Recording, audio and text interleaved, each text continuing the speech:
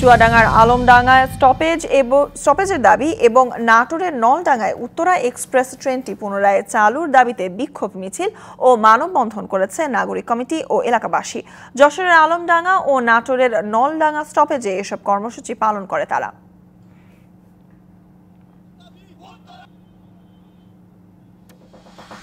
জাতীয় বিপ্লবী পরিষদের সভায় হামলায় আহত হয়েছেন গণ অধিকার পরিষদ নেতা ফারুক হাসান। বিকালে কেন্দ্রীয় শহীদ মিনারে ফ্যাসিবাদ বিলোপ ও নতুন সংবিধানের দাবিতে নাগরিক সমাবেশে এই হামলার ঘটনা ঘটে। এ সময় কয়েকটি চেয়ারও ভাঙচুর করেন বিক্ষুব্ধরা।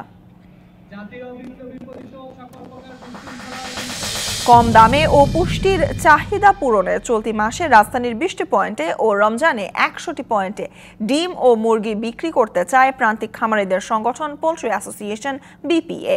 দুপুরে রাজধানীর রিপোর্টার্স ইউনিটিতে পোল্ট্রি শিল্পের সমস্যা সংকট ও সমাধান বিষয়ে এক সংবাদ সম্মেলনে সংগঠনটির নেতারা এই কথা জানান। কক্সবাজারের টেকনাফের নাফ নদীর মোহনায় দিয়ে মিয়ানমার থেকে মাদকের চালান প্রবেশের সময় কোস্টগার্ডের সাথে পাচারকারীদের গোলাগুলির ঘটনা ঘটে। এতে এক মাদক পাচারকারী নিহত হন। আটক হয়েছে 16 ডাকাত। আটকদের থানায় হস্তান্তর করা হয়েছে। যশোরের বাঘারপাড়ায় ডিবি পুলিশের সদস্য পরিচয়ে দুটি বাড়িতে ডাকাতি হয়েছে।